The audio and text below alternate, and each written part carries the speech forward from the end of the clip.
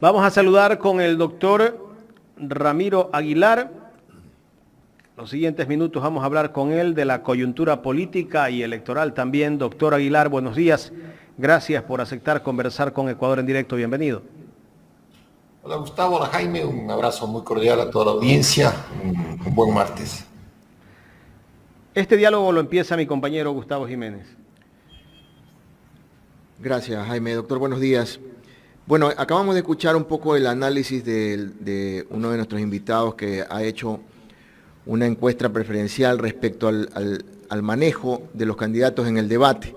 Y hemos podido ver pues que más allá de que el debate no fue un debate como tal, sino más bien un cuestionario de preguntas en el que no se pudieron explayar abiertamente, habría tenido una preferencia de mejor participación Luisa González. ¿Así lo considera usted?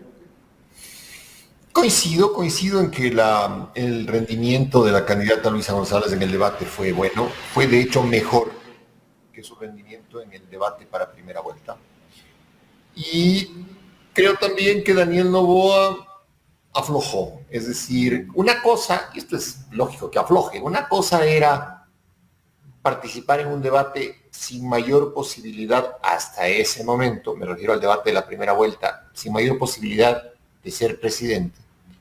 Y otra cosa es participar en un debate en segunda vuelta, ya con la responsabilidad de poder ser presidente. Porque los dos, Luisa y Daniel, tienen el 50% de probabilidades de ganar la presidencia. En abstracto, ya luego las encuestas dirán otra cosa, pero en abstracto son 50-50 y dos candidatos. Entonces, creo que le está pesando a Daniel Noboa la responsabilidad de haberse convertido de un candidato participante a un eventual candidato presidencial. Doctor, ¿usted cree entonces que el debate, como dicen las redes sociales, favoreció más a Luisa González? Sí, yo creo que sí, pero con un matiz, Gustavo.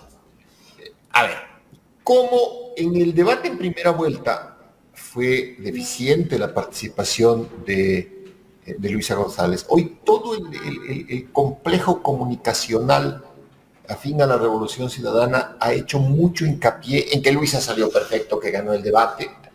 Estuvo mejor, sí, estuvo mejor que Daniel, sin duda. Pero el post-debate, es decir, un poco lo que estamos haciendo nosotros, el post-debate, sobre todo en redes y en la calle, no hay. El post-debate en redes lo estamos haciendo personas que somos políticos profesionales, lo estamos haciendo periodistas que hacen análisis político. Pero la gente, los indecisos, es a donde tenía que ir el debate, los indecisos, como que están ausentes de la discusión post-debate. Como que están ausentes de la discusión post-debate. Y eso quiere decir que el debate fue... A ver, en el debate lo que se busca es conseguir los votos de los otros. Los propios se los tienen. ¿Sí? Entonces, Luisa González tenía mi voto antes del debate y lo sigue teniendo. Pero Luisa tenía que conseguir los votos de los otros y Noboa tenía que conseguir los votos de los otros. Noboa tuvo un discurso muy agresivo, odiador, y él va por el voto odiador. Él va por el voto de Villavicencio, por el voto de Soderholder, por el voto Topic, por ese voto va. Y Luisa, que estuvo mejor capacitada, que tuvo mejor rendimiento, su misión era captar a los indecisos. Y por qué no quitar un poco de la base de votación de Noboa. Y vamos a ver si lo logró. Como le digo, como el debate fue más bien, digamos que tuvo menos impacto que el que se esperaba, esa es la mejor frase que puede usar, tuvo menos impacto que el que se esperaba.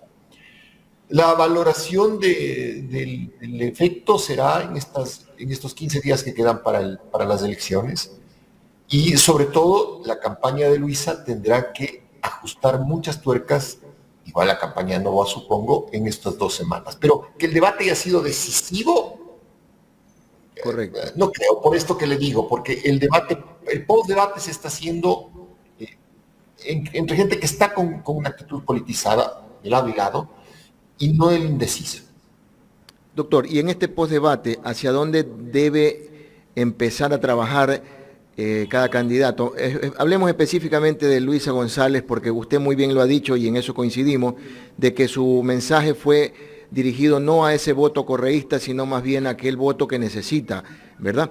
Pero un invitado experto en tema de marketing político y electoral hizo un comentario días atrás en el cual decía no se la ve fortalecida en el género femenino.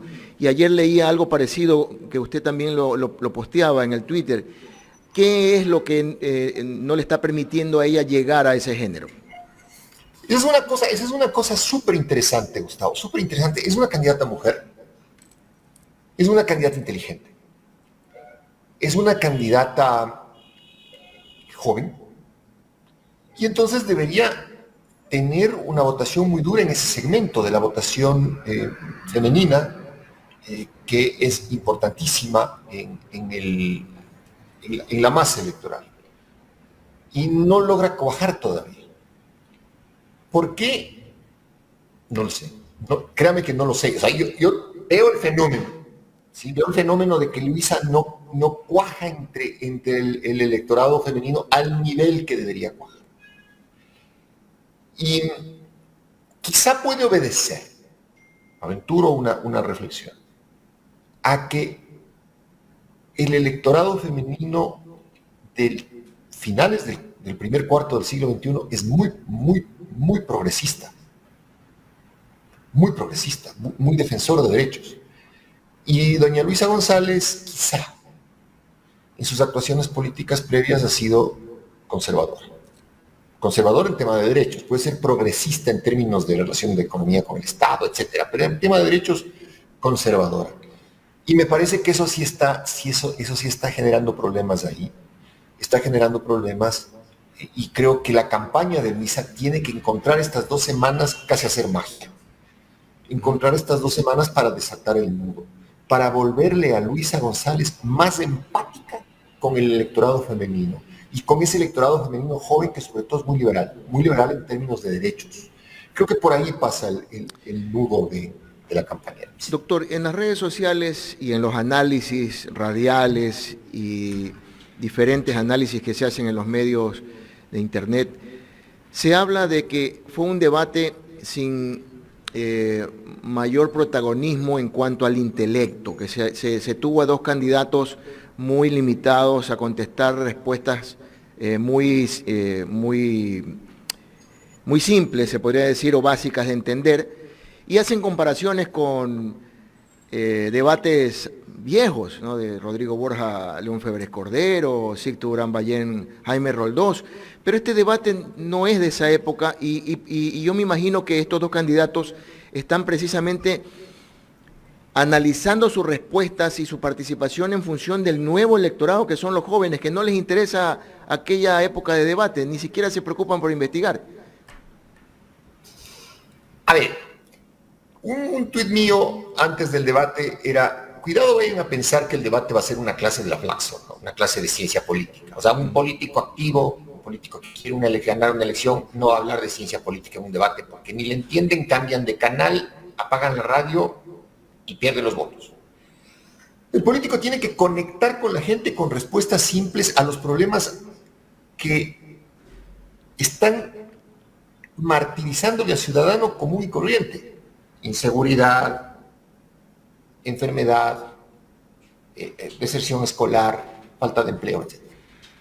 Entonces, no hay que ser, digamos, muy exigente en términos de que el contenido político del debate haya sido menor. No, yo creo que fue normal, tomando en cuenta que hay que dirigirse a la mayor cantidad de gente, ¿sí? Y la gente busca, en este mundo digital, respuestas rápidas. Es decir, una clase de 50 minutos no la hay en nadie. Respuestas rápidas, y creo que en eso hicieron lo que tenían que hacer.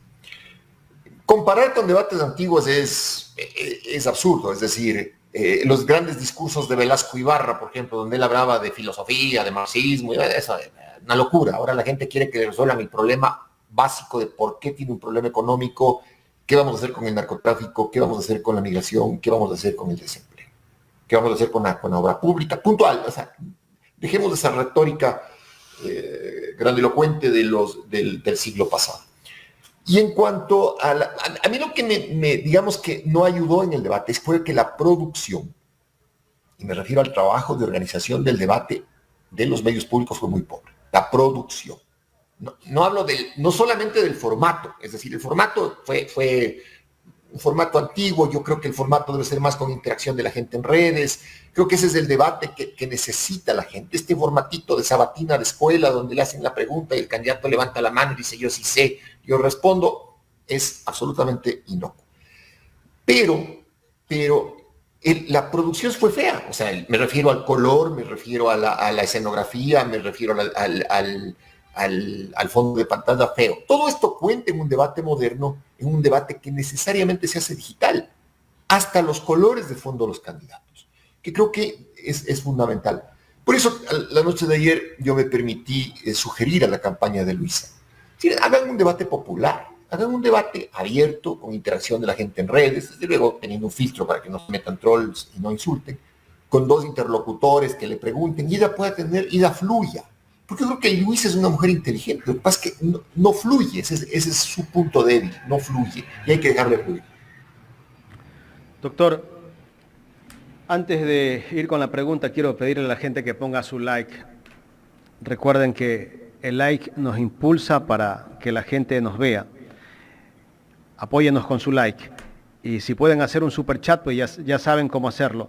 Doctor, ¿cómo analizar la postura de los grandes medios de comunicación respecto al debate? Ellos como que destacan que no ha tenido tal vez el mayor impacto para que la gente se haya quedado satisfecha en cuanto a los dos candidatos. Ellos prácticamente no califican al debate de que hay un ganador y un perdedor. Jaime, como no le fue bien a Noboa en el debate, porque le repito, creo que el hombre está asustado también de la eventualidad de ganar la presidencia. La actitud de los grandes medios corporativos respecto del debate es la actitud que tiene el Barcelona respecto de la Copa Sudamericana, para que todos me entiendan. El Barcelona dice, no, la Copa es la Copa Turramericana. ¿Por qué? Porque no gana, porque no entra a la final. En el debate pasa lo mismo. Como a Noboa no le fue bien, entonces, no, es que el debate estuvo flojo, el debate no sirvió. Cuidado, no hay que confundir las cosas. Que el debate, digamos que no tuvo el nivel de electricidad que debió haber tenido, de impacto, de conmoción en el televidente y en el... Faltó más producción, tal vez. Faltó mejor producción, correcto, mejor producción. La mecánica del debate no ayuda. La conductora bien, ¿no? Sí, la conductora bien. Aunque la han descalificado, bien, que es correcto. Pero precisamente por esto, porque es para ellos es el turro debate. Pues. En vez de ser la turra americana, es el turro debate. Y es absurdo, cuidado. El Barcelona se mueve, gana de ser campeón de la Sudamericana. A ver, un abrazo grande a los barcelonistas, pero es lo que pasa. Cuando no clasifican es la turra americana. Es igual acá en el debate. En el debate claro. No nos fue bien, entonces el debate fue turro. No, cuidado, así no se maneja el postdebate nunca. Yo anoche pude ver Ecuavisa. Ecuavisa mandó siquiera, creo, unos 5 reportajes. No destacaban tanto el debate. Ellos hablaban de lo que desaprovechó el candidato Noboa, después cuando les tocó hablar de la candidata Luisa González, de lo que le faltó a la candidata Luisa González y que también estuvo vinculada en el mal uso del avión presidencial y se olvidan de que eso ya prácticamente se tiró abajo porque un perito les dijo que las escalas que hacía el avión presidencial en los paraísos fiscales eran obligatorias porque tenía que tanquear. Bueno, en fin, se dedicaron a descalificar a la candidata Luisa González y al correísmo. Casi que todo armado, ¿no? Yo creo que detrás de todo esto, lo que hicieron el día de ayer en horas de la noche en Ecuavisa, pues debe haber alguien que está tratando de mandar información solamente sesgada para que la gente como que se decante de la revolución ciudadana. Sin duda, los medios corporativos, los grandes medios corporativos son los que mejor campaña por Noboa y mejor campaña por Lenín Moreno y por Lazo han hecho. O sea, ellos son los voceros de la derecha. No hay que olvidar eso nunca. Yo creo que, Jaime, eso hay que recalcar mucho, hay que recalcar mucho. Ya, o escuchamos el debate. Perfecto, oímos a cada candidato. Ahora, en este momento, es la reflexión individual de cada uno de nosotros. A ver, yo, Ramiro Aguilar, usted, Jaime, usted, Gustavo, usted, María, Isabel, José, usted y yo, pensemos un poquito cómo pensamos nosotros. Es decir, cómo pensamos nosotros en función de la protección de los derechos, en función de la necesaria intervención del Estado para la prestación de servicios públicos, cómo pensamos nosotros en función de cómo cerrar esta brecha de pobreza que tiene el país. Y después de hacer esa reflexión individual, decir, ok, como yo pienso esto, entonces, ¿cuál de los dos candidatos que está en juego, porque uno de los dos tiene que ganar, cuál de los dos es más afín a como yo pienso? Si yo soy un progresista, tengo que votar por Luisa González, aunque no me parezca la super mega candidata. ¿Por qué? Porque tengo que tener una sindéresis ideológica entre lo que yo pienso como voto. Si yo soy de extrema derecha, desde luego, entonces tengo que votar por Noboa. Pues no le puedo pedir a alguien de extrema derecha que busca la disolución del Estado, que quiere que no haya derechos, que es clasista, que es racista, que es xenófobo. ¿Cómo le puedo pedir que vote por Luisa? Pero primero hay que definirse uno mismo. Y creo que estas 2 semanas van a servir. Y creo que ese es el mensaje fundamental post-debate. Ok, ya escuchó a los candidatos. Uno de los dos tiene que ser presidente o presidenta de la República. Ahora, piense usted, ciudadano y ciudadana, ¿cuál es su forma de entender el gobierno, de entender la política, de entender la democracia, de entender la economía, de entender la seguridad, y busque un afín. Si usted es progresista, no puede votar por Noboa. Si usted es progresista, no puede anular el voto. Si usted es progresista, tiene que votar por Luisa. Aunque no sea la mejor opción en términos de que pudo haber alguien mejor, sí, pero ideológicamente representa el progresismo y punto. Igual que en el tema de Noboa, supongo yo, los de derecha dirán, bueno, me habría gustado otra persona más radical, pero bueno, es lo que hay. Es lo que hay. Esa es la reflexión que tenemos que hacer estos días, Jaime. Doctora, ayer vi unas declaraciones del ex vicealcalde de Quito, el señor Antonio Ricaurte, creo que es. Él dice que a Noboa se lo vio en el debate medio cojudo, pero también dice que hacerse el cojudo puede ser una estrategia y que puede sacar ventaja. A ver, esas declaraciones de Antonio Ricaurte deben ser porque él, como es un hombre muy inteligente en política y como es un hombre muy leído, debe tener como libro de cabecera un famoso libro de un humorista peruano que se llama Los cojudos de Sofocleto. Entonces, yo no he leído Los cojudos de Sofocleto, entonces no veo cómo una persona haciéndose el cojudo puede ser un buen candidato. Habría que preguntarle a Ricaurte, porque, claro, si él tiene como libro de cabecera a Sofocleto, entonces no solamente opina sobre los cojudos, sino que también sus opiniones son muy cojudas, ¿no? Pero ese comentario que hace Ricaurte, yo creo que no le hace un gran favor a Noboa, porque nadie va a votar por un cojudo. Ni a Ricaurte tampoco. O sea, si usted llama a un analista político y le dice qué le pareció el debate y le responde que el candidato se hizo el cojudo, chuta, le dice, bueno, compadre, tráigame uno sano, como decimos en el Ecuaboles, ¿no? O sea, si le llamo, imagínese, Jaime, usted me invita a cualquiera de sus invitados que ha tenido hoy en parrilla, y la respuesta es, el candidato se hizo el cojudo. Upa, ya no tiene likes, ya no tiene likes en la página, porque para eso no necesito prender ningún medio. Y en este momento el país no necesita de un cojudo, pues. Exactamente. Hay que ser muy serios, ¿no? O sea, yo creo que hasta para el humor político hay que ser serios en este momento. Y muy serios en función de que los problemas que tiene el país son muy graves, muy graves. Solo le pongo un ejemplo. Al mismo tiempo que se desarrollaba el debate en el Ecuador, se llevaba a cabo el debate en la Argentina en un contexto político muy complejo en la Argentina. La Argentina está por poner en la presidencia de la República a una persona que es un desequilibrado mental, como Javier Milei. Y el debate en la Argentina fue muy duro incluso en las expresiones. Milei es un tipo procas, es un tipo muy procas. Y además es un tipo perturbado, se le nota en el cambio de gestos de la cara. Yo no sé cómo la Argentina vaya a terminar dándole el voto a la presidencia a un tipo perturbado. Tendrán que asumir después las consecuencias. Y versus ese debate que tenía, eso sí, mucha electricidad. El debate argentino tenía mucha electricidad porque tanto Massa como Bullrich como Milei estaban en una confrontación política muy dura, más allá de las palabras que pueda usar Milei. El nuestro parecía un debate de colegio del siglo XIX, pues, o sea, a ver, niño, no, ¿usted sabe la respuesta? Sí, niña Luisa, ¿usted sabe la respuesta? Sí, a ver, niños, ¿quién sabe la respuesta? Yo. ¿Entiende? A eso me refiero con que al debate le faltó electricidad. Pero de ahí a decir que cualquiera de los candidatos hizo el cojudo y que con eso va a ganar, por Dios, o sea, eso ya dice más del que lo expresa, de que haya visto el debate, de que lo haya entendido a ese nivel, más que de la realidad.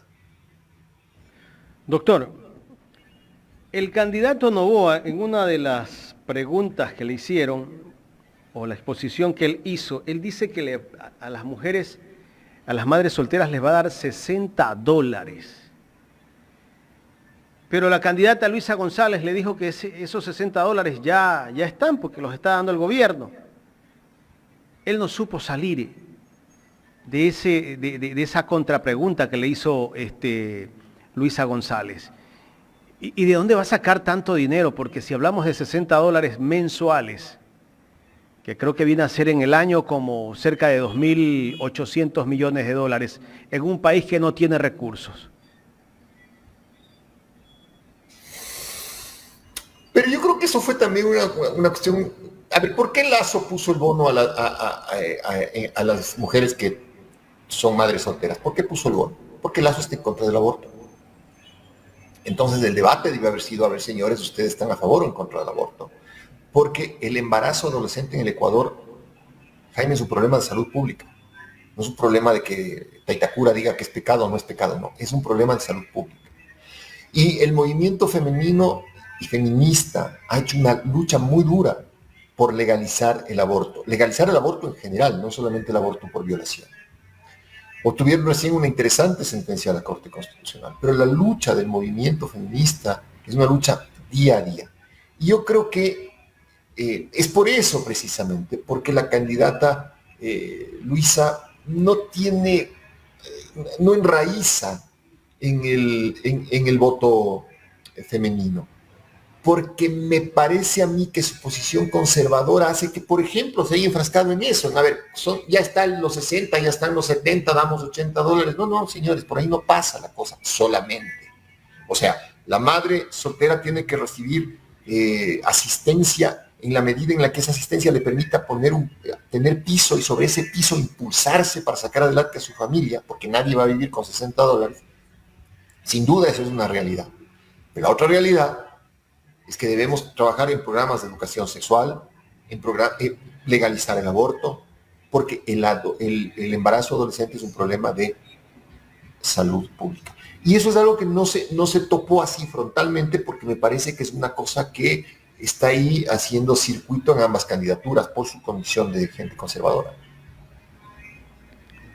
Y hay quienes dicen, doctor, que las mujeres, la mujer votante es conservadora de por sí y que por eso a la final no hace clic con el pensamiento de Luisa, pero bueno, esos son ya criterios, ¿no? Doctor, permítame llevarlo al post-debate, a algo que me tiene muy preocupado a mí como ciudadano y como periodista. Yo me atrevería a decir que podría haber una intromisión del gobierno norteamericano a estas elecciones. Me atrevo a decir esto porque mire todo lo que está pasando. Primero viene el FBI a investigar la muerte de un candidato. Luego ponen $5 millones para conseguir información porque el FBI no hace bien su trabajo aquí. Ayer sale un comunicado tempranito de un grupo de legisladores norteamericanos solicitándole al presidente Biden que tenga cuidado con las relaciones con Rafael Correa y que hay que investigarlo a él y a todo su gobierno por hasta actos de lesa humanidad. Y después, pocas horas después, otro grupo de asambleístas, otro grupo de legisladores, perdón, norteamericanos, en contraparte dice, no, un ratito, también hay que investigar al señor Lazo y a su cuñado por este tema de León de Troya. Pero todo esto justamente ahora que estamos a menos de 12 días de elecciones. A ver, sí, y es extraño que la política exterior norteamericana, sobre todo en el ámbito del Congreso, se haya transformado en esta vocería en América Latina en general y en el Ecuador en particular. Pero en el fondo también son intereses económicos de los eventuales candidatos que están peleándose el voto latino, Gustavo. No se olvide que hay un senador americano que está siendo investigado por corrupción, por aportes a su campaña, muy cercano y amigo de Lazo. Entonces en el fondo también es eso, es decir, gente que les contrata a los senadores a través de aportes electorales para que tengan una posición determinada. En esto de la recompensa que da el gobierno americano a quienes den información relacionada con el crimen de Villavicencio, a mí me parece muy extraño. ¿Por qué? La fiscal tiene como 10 gentes presas por eso. 10 gentes. Y el gobierno americano trajo efectivamente, o al menos anunció que venía una del FBI. Y después dicen, no, ¿saben qué? 5 millones a quien nos diga quién fue. Entonces, ninguno de los 10 que están presos ha dado ningún tipo de información. Ninguno de los 10 que están presos son. O a quién más están buscando. Pero por 5 millones no les parece que cualquiera de esos 10 que están presos abriría la boca. Entonces todo esto es más un juego de prestidigitación política que busca desde luego posicionar a la derecha, porque los Estados Unidos sigue viendo a la derecha como su aliado natural en América Latina para hacer negocios. Es decir, para que sigan dependiendo del Fondo Monetario Internacional, para que sigan manteniendo las reservas en bancos europeos, para que la obra pública, la que se haga con empresas norteamericanas. No les gustan los americanos ni los créditos con China, ni les gusta que haya distancia con el Fondo Monetario Internacional, aunque se empobrezcan las sociedades latinoamericanas. Ni les gusta que se haga obra pública con empresas que no sean americanas. En el fondo es un tema de intereses económicos, el de los Estados Unidos, que la derecha, en general la derecha latinoamericana y en particular la derecha ecuatoriana, agradece con un hambre de visas primero, luego hambre de fondos de USAID para las ONGs. USAID ha metido un montón de plata en la lucha para la democracia, pero que en realidad es una lucha contra el progresismo. Es un combate ideológico sin duda, es un combate de intereses económicos. En Guatemala, Gustavo, y le recomiendo a las personas que nos están oyendo que sigan viviendo y que se conecten después en redes, que vean lo que está pasando en Guatemala. En Guatemala hay un proceso de boicot del resultado electoral encabezado por la Fiscalía que es impresionante. Y Guatemala no es que tenga más o menos institucionalidad que el Ecuador. Así que cuidado si gana Luis con un margen no tan importante, hablemos de un 2%, de un 3% que puede ocurrir.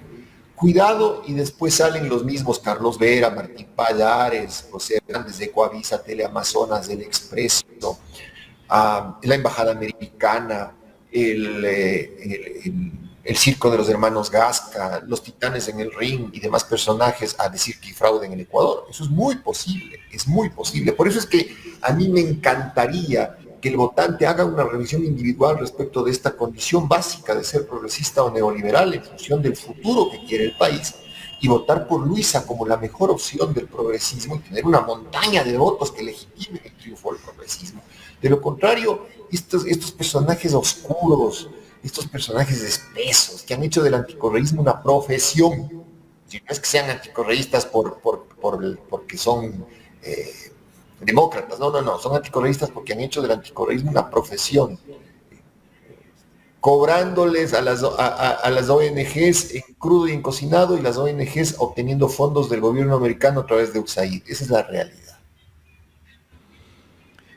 Exactamente, por eso pedía su reflexión al respecto, porque eso también es como un lastre, ¿no? Que le podría estar afectando a la candidatura de Luisa González, el hecho de que se quiera pretender hacer un toldo sobre irregularidades, sobre cosas extremas de la figura de su máximo líder, que es Rafael Correa, como para seguir manchando la campaña de ella. Y quizás por eso también es que en algunos sectores, como en el caso de las damas, todavía no cala ese mensaje, ¿no?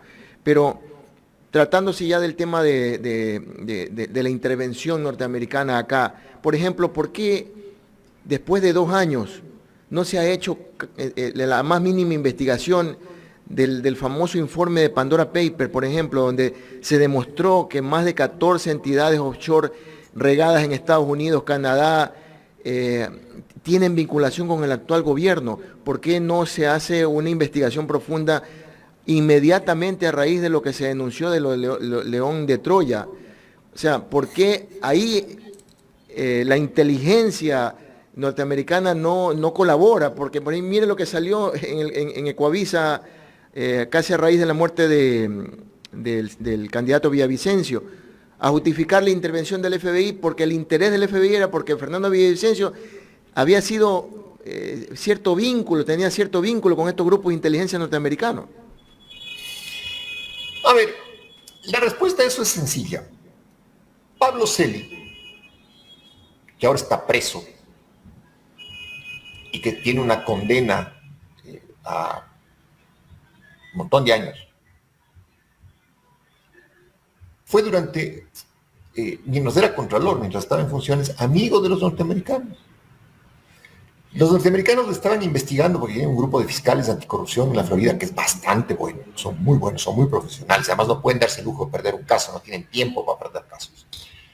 Y en el tema de Petroecuador y del caso Las Torres, me parece, le entregaron al gobierno ecuatoriano a Pablo Celi, a la fiscalía, y le dijeron procese. ¿Pero cuándo? Cuando Celi ya no le servía. Lo mismo pasará con Lenín Moreno. Lenín Moreno todavía le tienen sostenido, aunque ya han aflojado un poco y la fiscal está procesándolo por el tema de Sinohidro, pero cuando ya Moreno sea descartable, Moreno irá a la cárcel. Lo que pasa es que a Moreno le da igual estar donde quiera, pues. Preso o no preso, él tiene otras circunstancias, tiene otras prisiones. Pero a Moreno le va a doler mucho cuando le quiten el dinero que se robó. Eso le va a doler. Por eso anda saliendo ahora en los medios con cari acontecido a querer apoyar la campaña de Noboa.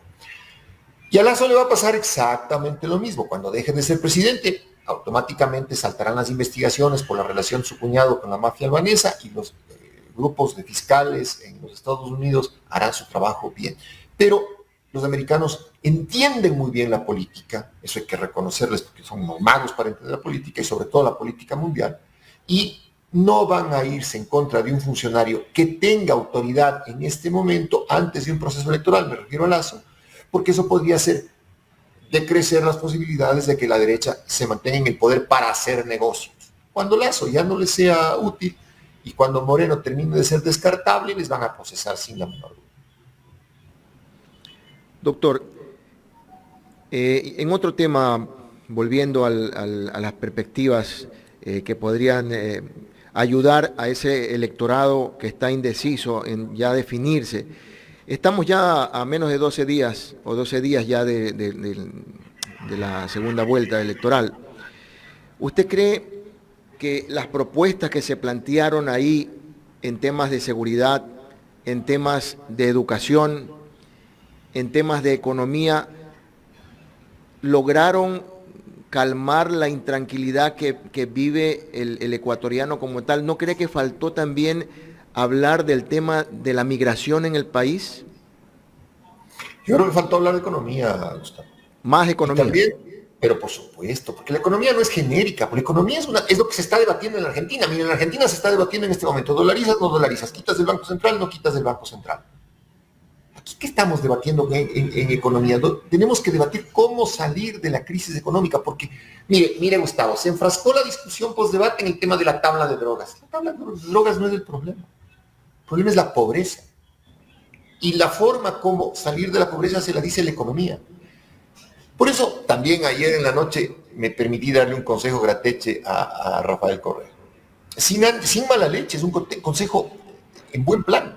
Si quiere remontar los puntos que le faltan a Luisa, tiene que salir el propio Correa, que es un tipo que manejó la economía del Ecuador bien durante 10 años, a decir, a ver, en el gobierno de la Revolución Ciudadana, en economía se va a hacer esto. Y el que mejor puede explicarlo y el que tiene más llegada con la gente es Correa. No podemos discutir. Y no podemos discutir tampoco que la señora Luisa González era un poco el brazo operativo de la Revolución Ciudadana, cuyo gran ideólogo y cuyo gran, digamos que estratega es Rafael Correa. Quitémonos de una vez entonces esa camisa de fuerza que significa el dejar que la candidata fluya, que es importante que fluya, que debe fluir, pero en lo que sabe. Puede saber de política, puede saber de organización del Estado, pero hay que dejar también que Correa fluya en términos económicos. Y tiene 12 días para construir él, porque es el más capacitado, un mensaje económico de qué es lo que va a hacer el gobierno de la Revolución Ciudadana en ese año, 5 meses, para tratar de sacarle a la gente de las terribles condiciones de pobreza que hay. Mire, acaba de quebrar una aerolínea ecuatoriana, porque no hubo mercado. Y no obstante, Lazo presenta como logro económico de su gobierno que McDonald's va a invertir 36 millones de dólares. Por Dios, y no hay quien salga al frente y le diga, a ver, usted es un tipo que se está burlando del Ecuador en términos económicos. Y que lo que se debe hacer en economía es A, B, C y D. Y ese personaje, esa persona, solo puede ser Correa. Solo puede ser Correa. Porque es el que mejor ha manejado la economía del país en estos 10 años.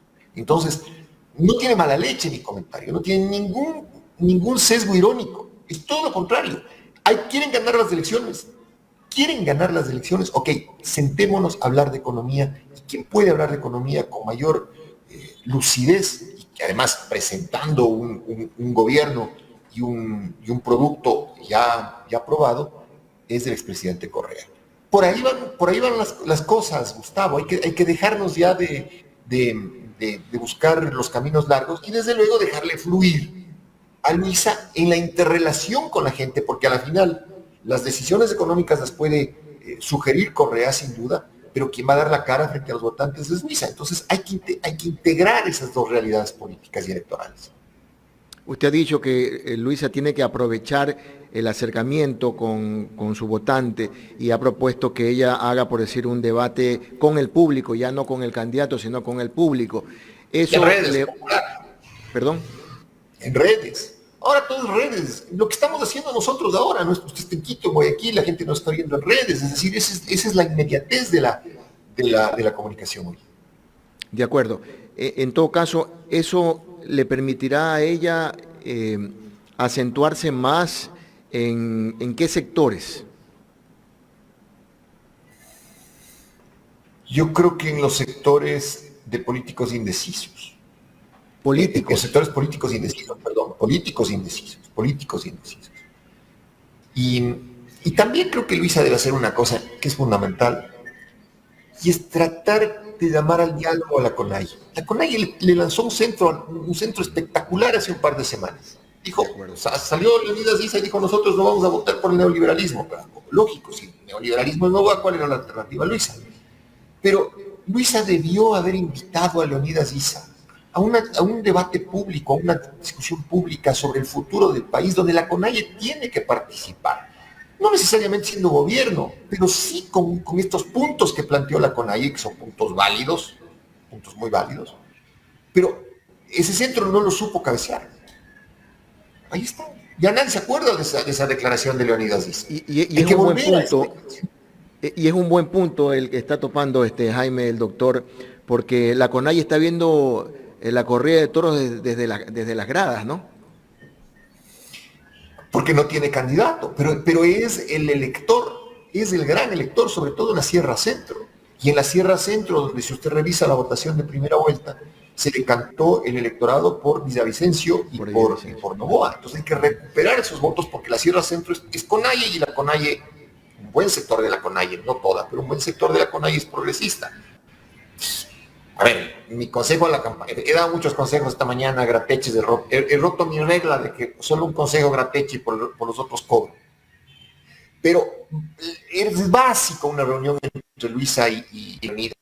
Aunque de esa reunión no salga el acuerdo político, aunque de esa reunión simplemente salga la cortesía, porque otra cosa que se ha olvidado el Ecuador en política es la cortesía, la posibilidad de hablar, aunque sea con el que piensa distinto, pero hablar, porque hay que fijar objetivos nacionales comunes y esos no tenemos porque hemos perdido hasta la cortesía.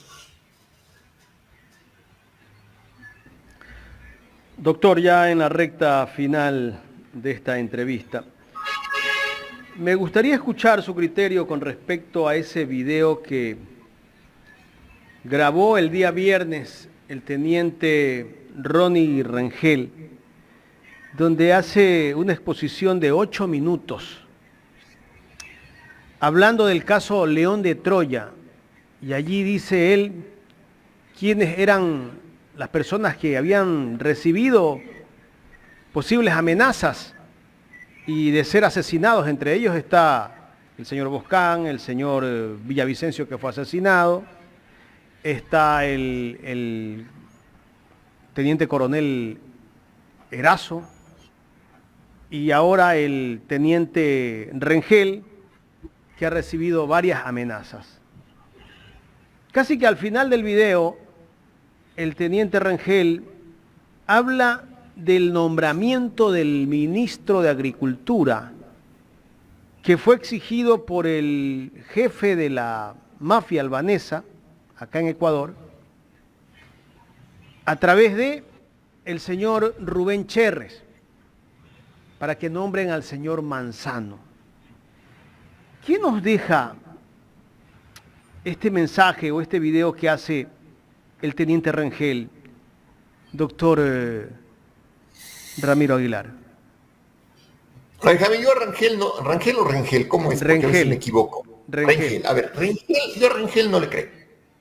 De principio no le creo. Y voy a decir por qué. Me parece inverosímil que la corporación Novoa, que es dueña, no sé si siga siendo, pero era dueña de la flota bananera, de la única flota bananera que tenía el Ecuador, va a poner en riesgo el negocio del transporte del banano, de la comercialización del banano, metiendo droga en sus barcos o en los embarques de banano, arriesgándose a que le incauten los barcos, le incauten las cuentas los gringos, porque los americanos con el tema de las drogas no juegan, y pierdan un negocio de 3 generaciones. Pero no me entra en la cabeza, no le veo verosímil. Que en el caso de la vinculación de la mafia albanesa y el narcotráfico con el gobierno de Lazo hay que investigar, y mucho sin duda. Y uno de los personajes a ser investigados es este personaje que fue candidato a ministro de Agricultura, Bernardo Manzano, ¿no? Entonces, queda mucho por investigar, mucho por investigar. Pero ciertamente esas investigaciones no van a partir de las simples declaraciones de un teniente de la policía que se autoexilió, que se fue solito a la clandestinidad. No tiene lógica lo que está diciendo. Puede ser que sea cierto, pero yo no le creo, no tiene lógica. Además, me parece a mí que lo que está pasando ahí, y al igual que en el, es que la fiscalía está quedando debiendo mucho. Es decir, a Villavicencio hace más de un mes que le mataron. Y ha tenido que el gobierno, la fiscal tiene 10 presos y ha tenido el gobierno americano que salir a dar, el gobierno americano, ni siquiera el gobierno ecuatoriano, recompensa por información. Este tema de León de Troya y la relación de la mafia albanesa con el gobierno, miren, Cherres fue masacrado. Al único que le beneficiaba la muerte de Cherres era el gobierno, porque Cherres podía hablar. Y la fiscalía hasta ahora no sabe quién fue el autor intelectual de la muerte de Cherres. Entonces, con una fiscalía absolutamente incompetente, deficiente, claramente política, pagando los favores de su designación, una fiscal que tuvo una nota de 10/20 y que no sabe cómo pagarle a la derecha el enorme favor que le hicieron al hacerle fiscal general de la nación, una fiscal que hasta para los gringos en cierto momento se transforma en ineficaz e incompetente, a pesar de que los gringos le mantienen ahí, como he dicho en minutos antes de la entrevista, porque les es útil todavía. Una fiscal así, una fiscalía así le está debiendo mucho al país, y ahí es donde en ese vacío sale el teniente Rangel a dar sus declaraciones. O sea, a ver, la fiscalía es la que debía salir y decir, a ver, señores, Rangel está equivocado, no, esta es la línea de investigación, pero la fiscalía es muy incompetente. ¿Por qué demora tanto la fiscalía en esclarecer todo esto? Por Porque en otros casos es supersónica. Por incompetente, Jaime, es incompetente, es demasiado incompetente. La señora es muy incompetente. No sé si hayan, para que se dé cuenta de una cosa muy sencilla. En el edificio de la Fiscalía de Guayaquil funciona el aire acondicionado. Funcionan los baños. Una cosa tan sencilla como esa que complica el trabajo cotidiano de decenas de funcionarios de la Fiscalía General del Estado. Y eso es simple gestión presupuestaria. O sea, ya olvidémonos de la fiscal que investiga los casos. No, no, no. La gestión presupuestaria es extremadamente incompetente. Si no puede poner un aire acondicionado en su oficina, ¿qué va a encontrar la verdad en un caso judicial? Nunca. Correcto. Doctor, quiero agradecerle por haber aceptado conversar con nosotros aquí en Ecuador en Directo. Les mando un abrazo grande, espero que salgamos de este atolladero. Estamos a 12 días de caminar senderos más propicios. Como les dije a lo largo de la entrevista y lo repito ahora, ya escuchamos los candidatos, ahora es el momento de saber cómo pensamos nosotros y cuál de los candidatos más afín a nuestro pensamiento. Si usted es progresista, tiene que votar por Luisa González porque es lo más afín a su forma de pensar. Un abrazo grande. Gracias al doctor. Solamente una inquietud para finalizar. Doctor, discúlpeme que le quite su tiempo. ¿Usted ha escuchado las declaraciones de una entrevista que dio la esposa de Yacu Pérez a La Posta? Fue, ¿no? ¿Verdad? Sí, a La Posta. En la que ella se atrevió a decir que el Grupo Novoa exportaba en sus barcos droga. ¿Sí escuchó esa entrevista? Jamás leo ni veo La Posta. Les conozco demasiadamente bien a ese par, a Boscán y a Vivanco, como para leer nada de lo que ellos generen. Nada, absolutamente nada. Bueno, ella se atrevió en esa entrevista a decir abiertamente que la mayor empresa que traficaba droga era el Grupo Novoa, así fue que dijo, ¿no? A través de sus barcos. A través de sus barcos, específicamente. O sea, ¿cómo así una figura como ella se atreve a hacer una denuncia tan fuerte? Bueno, denunciar y hablar puede hablar cualquiera, pero lo que me sorprende a mí es que la señora Pica haya hecho esa afirmación sin pruebas, porque es una afirmación de un volumen tan grande que hay que presentar las pruebas, porque si no, es simple difamación nomás. Queda como una difamación. Mientras no se presenten las pruebas. Ahora la señora Pica, si es que habló, tendrá que presentar las pruebas a la Fiscalía. Gracias, doctor. Muy amable, doctor. Un abrazo. El doctor Ramiro Aguilar aquí en el programa Los Especialistas de Ecuador en Directo. A ver,